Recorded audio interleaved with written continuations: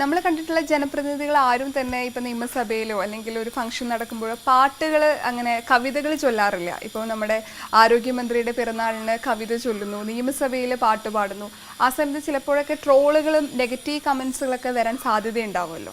അതിപ്പം നമ്മുടെ പാഷൻ, നമ്മുടെ ജോലി എന്ന് പറയുന്ന രണ്ട് കാര്യമുണ്ടല്ലോ. എങ്ങനെ ഇത് രണ്ടും ഒരുമിച്ച് കൊണ്ടുപോകാൻ സമ്മതിക്കണം? അതും ഈ പ്രത്യേകിച്ച് രാഷ്ട്രീയ പ്രവർത്തനത്തിൽ ഒരു ചെറിയ മിസ്റ്റേക്ക് വന്നാൽ തന്നെ ട്രോളുകളും നെഗറ്റീവ് കമൻസുകളൊക്കെ വരുന്ന ഇന്നത്തെ കാലത്ത് എങ്ങനെ അതിനൊക്കെ? നെഗറ്റീവ്സ് ഒക്കെ ഉണ്ടാവും മോളെ, നമ്മൾ പ്രതീക്ഷിക്കുക. കല്ലേറൊക്കെ നമുക്കുണ്ടാവും. ഞാൻ എന്നെ ചിന്തിക്കുന്നത് ഇതുപോലെ ഈ വഴിയിൽ നടക്കുന്ന മൃഗങ്ങളില്ലേ, അവരായിട്ടാണ് ഞാൻ ചിന്തിക്കുന്നത്. കാരണം അവർക്ക് ഭക്ഷണമില്ലെങ്കിലും കല്ലേറുണ്ട്. സന്തോഷം, അവരെ കണ്ടാലെറിയും. ശ്രദ്ധിച്ചിട്ടുണ്ട്? അവർക്ക് ആരും ആഹാരം കൊടുക്കാറില്ല, പക്ഷെ ഒരു കല്ലെടുത്ത് ഒരു പട്ടീനെ കണ്ടു കഴിഞ്ഞാൽ ഉടനെ എറിയും. മനസ്സിലായി? അത് തന്നെയാണ് ജനപ്രതിനിധി. അപ്പോൾ നമ്മൾ ഈ ത്യാഗം അനുഷ്ഠിക്കാൻ വന്നാണ്. ഞാൻ തുടക്കമൊക്കെ എനിക്ക് താങ്ങാൻ പറ്റുന്നതിനപ്പുറമായിരുന്നു. കാരണം നമ്മൾ ഈ അപമാനം ഏൽക്കേണ്ടത് എന്തിനാ? നമ്മളെന്തിനാ അപമാനം? നമുക്ക് ജീവിക്കാൻ പറ്റാഞ്ഞിട്ടാണ്. നമ്മൾ പാട്ടിലൂടെ നമ്മൾക്ക് ജീവിക്കാനുള്ളത് നമുക്കുണ്ട്. പാട്ടിലൂടെ നമ്മൾ കഷ്ടപ്പെട്ടതിൻ്റെ ഇതുണ്ട്, ഇല്ലേ? ഉണ്ട്. പിന്നെ നമ്മുടെ പാരമ്പര്യമായിട്ട് കിട്ടിയ എന്തെങ്കിലും ഉണ്ടെങ്കിൽ അതുമൊക്കെ ഉണ്ടാവും, എന്തെങ്കിലും ഉണ്ടാവും. അപ്പം നമുക്ക് കഞ്ഞി കുടിച്ചു പോകാനുള്ളത് നമുക്കുണ്ട്. മറ്റുള്ളവരുടെ എടുത്തിട്ട് നമുക്ക് ജീവിക്കേ വേണ്ട. മനസ്സിലായി? അപ്പം നമ്മളിതിലേക്ക് ഇറങ്ങി, താഴോട്ട് ഇറങ്ങി, ഭൂമിയോളവും താന്ന്. കാരണം ഞാൻ പാട്ടുകാരിയായിരുന്നപ്പോൾ ഞാൻ ചിന്തിക്കണത് എന്താ, സാധാരണ പാട്ടുകാരെയും സിനിമാക്കാരെയും ഒന്നും സാധാരണ ഇങ്ങനെ മനുഷ്യർ കാണത്തില്ല. എല്ലാവരും കാറിന് പോകുന്നു, AC കാറിന് പോകുന്നു, വരുന്നു, വലിയ ഹോട്ടലിൽ, മുന്തിയ ഹോട്ടലിൽ കയറി ഭക്ഷണം കഴിക്കുന്നു, തിരിച്ചു വരുന്നു, വലിയ ഗംഭീരത കാണിക്കണം. ആ ഒരു ലോകം ഗംഭീരതയുടെ ലോകമാണ്. സത്യമല്ലേ? മറ്റുള്ളവരെ കണ്ട ഗവനിക്കാത്ത അവസ്ഥ കാണിക്കുക, ഫോണ് പിടിച്ച് മാറി നടക്കുക, ഇങ്ങനെ ഫോൺ ചെവിയിൽ പിടിക്കുക, പിന്നെ ആരെങ്കിലും കണ്ടു കഴിഞ്ഞാൽ ഉടനെ ചെവിയിൽ ഫോൺ എടുത്ത് പിടിക്കുക, മറ്റുള്ളവരെ കണ്ടില്ലെന്ന് നടിക്കുക, പോവുക. ഇതൊക്കെ ഞാൻ സിനിമയുടെ ലോകത്ത് കണ്ടിട്ടുള്ള കാര്യമാണ്. അതുപോലെ തന്നെ പാട്ടുകാരുടെ ജീവിതത്തിൽ അങ്ങനെയൊക്കെ പലരിലും ഉണ്ട്. എല്ലാവരിലും ഒന്നും ഞാൻ പറയുന്നില്ല, കണ്ടിട്ടുണ്ട് ഞാൻ, ചിലരിലൊക്കെ ഞാൻ കണ്ടിട്ടുണ്ട്.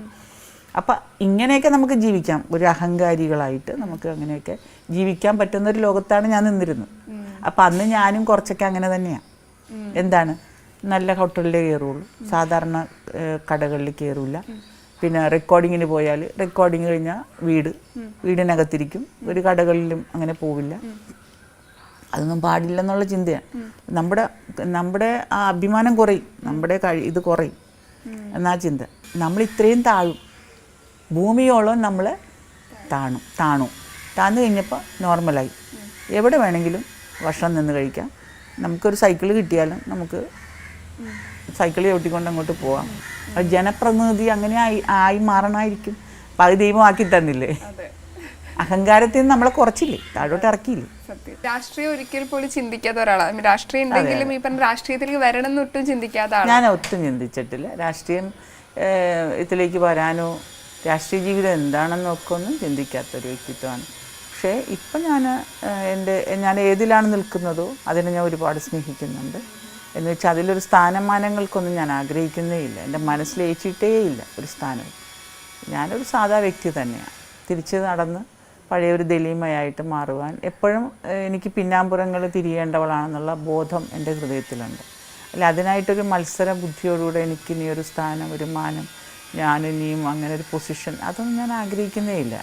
നമുക്ക് ഈ ഭൂമിയിൽ ഇത്തിരി കിട്ടിയ ജീവിതം, നമുക്ക് എല്ലാവർക്കും ഇത്തിരിയേ ഉള്ളൂ ജീവിതം എന്നാണ് ഞാൻ ചിന്തിക്കുന്നത്. ഈ നിമിഷം വരെ ജീവിതം കിട്ടിയതിന് ഓർത്ത് ദൈവത്തിന് നന്ദി പറയുക. അടുത്ത നിമിഷം ദൈവത്തിനുള്ളതാണെന്നാണ് ഞാൻ വിശ്വസിക്കുന്നു. അപ്പം നമുക്ക് എന്താ അഹങ്കരിക്കാനും ഒന്നുമില്ല. സാധാ മനുഷ്യൻ ഇത്രയും മനോഹരമായ ഭൂമിയിൽ നമുക്ക് എല്ലാ അവയവങ്ങളോടും കൂടെ സൃഷ്ടിക്കപ്പെട്ടു. നമുക്ക് ജീവിക്കാനുള്ളൊരു ഭാഗ്യം ഉണ്ടാക്കി തന്നു. എത്രയോ മനുഷ്യർ ജീവിക്കാൻ പറ്റാത്തവരായിട്ട്, പിഞ്ചു കുഞ്ഞുങ്ങൾ പോലും ജീവിക്കാൻ പറ്റാത്തവരായിട്ട് പിടയുന്നൊരു ലോകമാണ് ഈ ഭൂമി. കാരണം അവർക്ക് ഈ ഭൂമിയിൽ ജീവിക്കാൻ അർഹതയുണ്ടെങ്കിൽ പോലും ആ അർഹത നഷ്ടപ്പെട്ടവരായിട്ട് മാരക രോഗികളായിട്ട്, ജനിച്ചപ്പോഴേ മാരക രോഗികളായിട്ട് മാറുന്ന കുഞ്ഞുങ്ങളുണ്ട്. അല്ലെങ്കിൽ അങ്ങനെയുള്ള സാഹചര്യങ്ങളുണ്ട്. അവർ ഒരു തെറ്റും ചെയ്യാത്ത കുഞ്ഞുങ്ങളല്ലേ. പക്ഷെ നമുക്കിതൊക്കെ തന്നിട്ട് നമ്മൾ അഹങ്കരിക്കാൻ പോയാൽ അത് വെറുതെ അല്ലേ. നമ്മൾ ഒന്നുമില്ലാത്ത ശൂന്യരാണ് നമ്മൾ. അങ്ങനെ ചിന്തിക്കാനേ പാടില്ല. എൻ്റെ ചിന്തകളിൽ നമ്മൾ സാധാ മനുഷ്യർ കുറച്ച് നാൾ ജീവിക്കാൻ ദൈവം തന്ന ഒരു ഭൂമിയും ദൈവം തന്നൊരു പരിസരവും ദൈവം തന്നൊരു മഹത്വവും ഒക്കെ നമുക്കുണ്ട്. അവിടെ നിന്നുകൊണ്ട് നമ്മൾ നന്നായിട്ട് ജീവിച്ച് എല്ലാവരും സ്നേഹിച്ച് പരസ്പരം സ്നേഹിച്ച് നമ്മൾ മടങ്ങി എന്നുള്ളതാണ്. എല്ലാവർക്കും ഉണ്ടല്ലോ ഒരു കട്ടിലും ഒരു കിടപ്പും, ഇല്ലെന്ന് പറയാൻ പറ്റും? ഇല്ലല്ലോ, അത് സത്യമാണ്. അപ്പം ആ സത്യം എപ്പോഴും ഹൃദയത്തിലുണ്ടായാൽ മതി, നമ്മൾ മനുഷ്യരായിട്ട് മാറാം. മനസ്സിലായോ? ആ സത്യത്തെ എടുക്കാതെ വരുമ്പോഴാണ് നമ്മൾ അഹങ്കരിക്കുന്നത്. ഈ മരണം എന്നതും രോഗമെന്നുള്ള സത്യം, അല്ലെങ്കിൽ നമുക്ക് എന്തും പറ്റാം, മറ്റുള്ളവർക്കുള്ളതാണ് അത് എന്ന് ചിന്തിക്കുമ്പോൾ നമ്മൾ അഹങ്കരിക്കും. പക്ഷെ നമ്മുടേതാണെന്ന് ചിന്തിക്കുമ്പോൾ നമ്മൾ ഒരു തരത്തിൽ അഹങ്കരിക്കുകയുള്ളൂ. നമ്മൾ സാധാ മനുഷ്യരായിട്ട് ജീവിച്ച് മടങ്ങും. അത്രയേ ഉള്ളൂ. അതാ